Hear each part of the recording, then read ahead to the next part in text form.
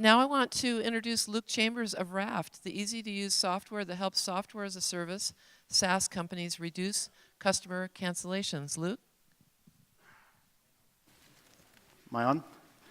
Good. All right, my name's Luke Chambers, and I'm the founder of Raaft. Your life is filled with subscriptions. From movies and meal boxes to software and servers, you can get just about anything for a low monthly fee. So it's no surprise that the overall as-a-service market is enormous and growing. But the skeleton in the closet is customer loss, also known as churn. It's not uncommon for an as-a-service business to need to replace up to 10% of its customer base every month just to break even, let alone grow. Clearly, there's a missing piece to the customer retention puzzle. What's lacking is continuous feedback from failing customers, as well as an opportunity to save them. Simple concepts, but doing these in a continuous way that respects your customers is hard, and that's why we created Raaft. Raaft is a drop-in solution that enables subscription services to save customers, lower churn, and increase revenue. Here's how it works. When a customer clicks cancel, Raaft takes over. We ask a few simple questions to identify the main reason that they are leaving. Raaft will then intelligently respond to customer objections. Here we offer a discount. If they ultimately decide to call it quits, Raaft handles that too. The customer keeps a sense of control while the business gets the feedback and retention opportunity that it has earned. And the data that Raaft collects, it's pure gold when it comes to understanding customer motivations. Raaft is available right now, and our customers love it. We launched this summer and have paying customers at $30 a month. But the Raaft retention flow is really just the beginning. Yes, it allows us to help lower churn now, but more importantly, it helps us collect data. Data that we intend to weaponize in the fight against churn. In the coming months, we plan to help our clients understand why their free trials don't convert to paying customers, as well as help them win back customers that have already left. This increased value will enable us to command higher prices, moving our monthly revenue per account north of $100. Armed with these capabilities, we will have an offering primed for the emerging to mid-level SaaS market. With targeted marketing and a focused sales plan, we believe we can capture a significant portion of this market in the coming 12 months. From there, we anticipate moving up market, as well as into adjacent as-a-service markets. To achieve this, we intend to augment an already strong team with sales and marketing to fuel our growth, as well as additional development talent. What Salesforce and Marketo did for getting new customers, we intend to do for keeping them. So, hop aboard Raaft, and let's go save some customers. Thank you, Luke.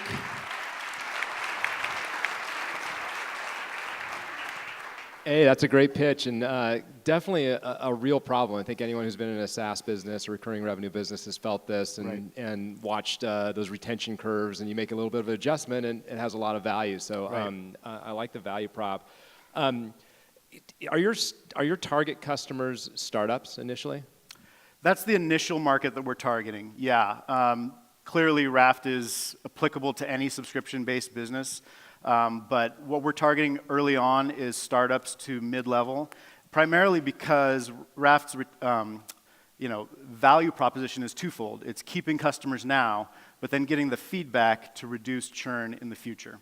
And so those are the people that can use that feedback in their continuous loop as they're. And I like your business, so I'm going to push on this a little bit. Yeah. I love startups. I don't like them as customers. And so how would you react to that? Have you thought about this as, how do you get into the enterprise? Can you take a little slice of an enterprise value prop? Have you thought about that at all? Yeah.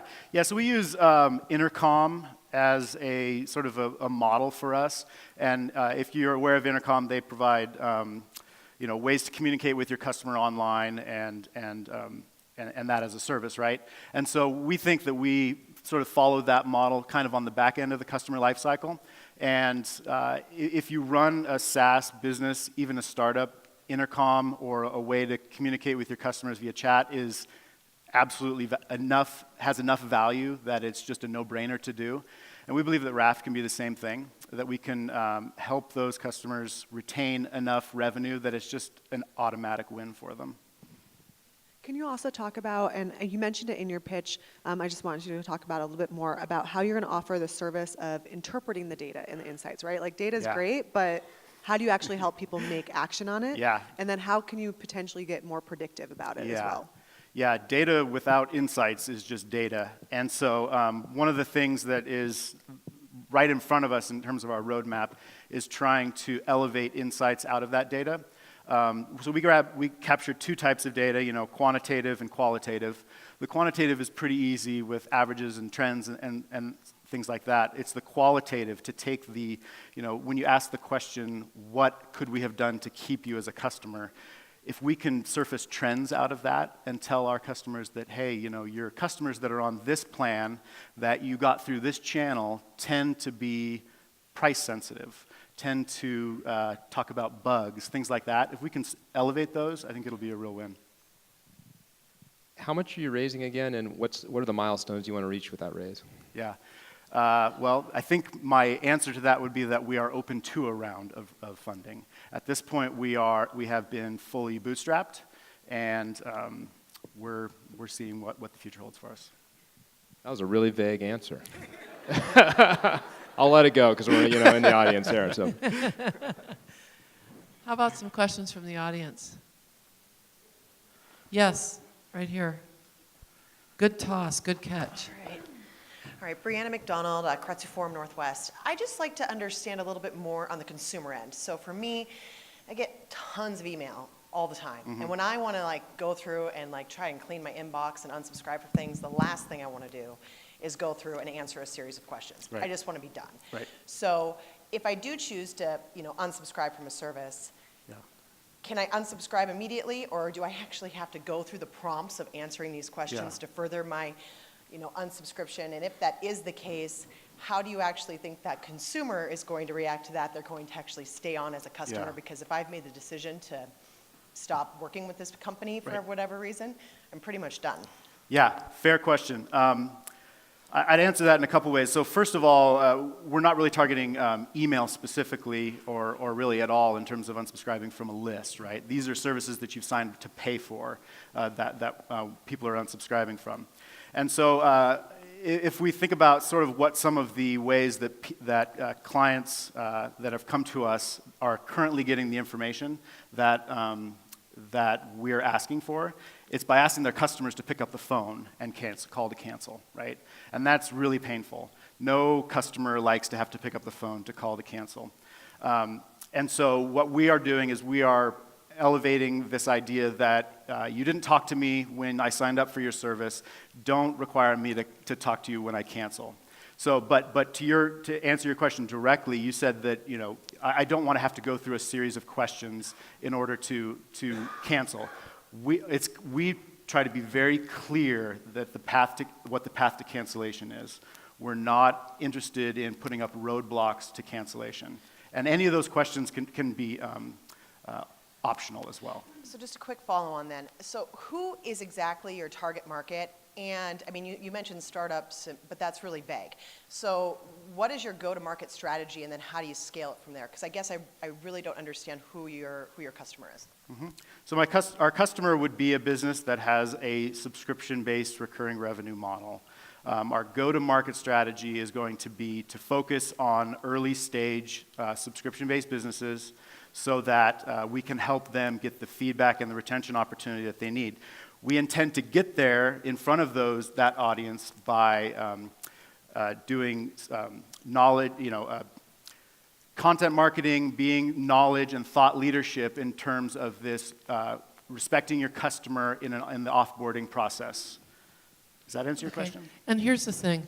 Why don't you two have a conversation after the pitch? That would be awesome. Yeah, sorry. No, seriously, it's a good one. So up top here, I think getting clarification on that would be awesome. A little bit more. Graham Barber, Oregon State University student. So the service that you're providing here is definitely something that, you said you're basing your model off of Intercom. It's definitely something that, Intercom or Drift or even Zendesk is interested in. So how do you guys intend to protect yourselves because Drift is aggressively launching products in this space as of the last 6 months, how do you intend to protect yourselves if they decide to move into this space? Yeah, it's a good question. Thought leadership is certainly something that we intend to be very active on, and that's part of one of the reasons that, or part of the next strategy for us in terms of what our next hire would be. We want to be the people that customers think of, that our clients think of when they want to know, when they're looking at their churn number and they're thinking, oh my gosh, how do we understand why these people are leaving and what do we do about it, right? And so if we can be the first people that they think about that and that we have this solution for them, we believe that we'll be in a good position. Coming back to you. Yeah, so can you, maybe working off that a little bit, can you talk about the competitive set? In terms of who our competitors are? Yeah, so one of our competitors is call us to cancel, which is terrible, right? Another competitor is, there are a few competitors that are doing things kind of on the side of offering your customer something as soon as they click cancel, and just like, oh, hey, here's a discount. And while that helps in some ways, we have a much wider value proposition to capturing the feedback, respecting your customer, capturing the feedback, and feeding that back into the top of your product loop. This is a bit cheeky, but are you using your own service? Absolutely. And what have you learned? Well, we haven't had anybody churn yet. Did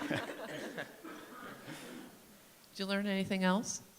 Did we learn anything else? Yeah, from using your own service. Well, it's super simple to implement, and that's one of the things that we really valued, because we know that the people that are going to want the service are going to be customer success managers, and they're not necessarily going to be people really tied to development. So if you can put something in front of your developers and say, can we get this implemented for our cancellation flow, it can happen really quick. Yeah, can you talk? The founding team looks great. Did everyone, or was the product built by people on the team today? Yes. Okay. And then what are your gaps? Like, who are your next two hires? So my co-founder Cody Rogers and I were actually working together at a local SaaS company called Agree.com, and that's where the idea for Raaft was born. So he and I have worked very close together on product. The gaps in our team, the gaps in our team are primarily sales and marketing, and then I'm the primary developer, so additional development skill as well. 30 seconds for a question. Very brief, haiku Yes or no answer. would be great. Laura Haddock with Uccellini. I know I hate canceling on the phone, but I know that retaining customers through person-to-person contact on the phone is one of the best ways to retain your customers. So is there an option or a smart option to ask your customers, do you want us to call you? Yes, so we there can have is. a conversation. And Yep, that will remain a mystery. Yes, there is, but it will remain a mystery. Thank you, Luke. Thank you.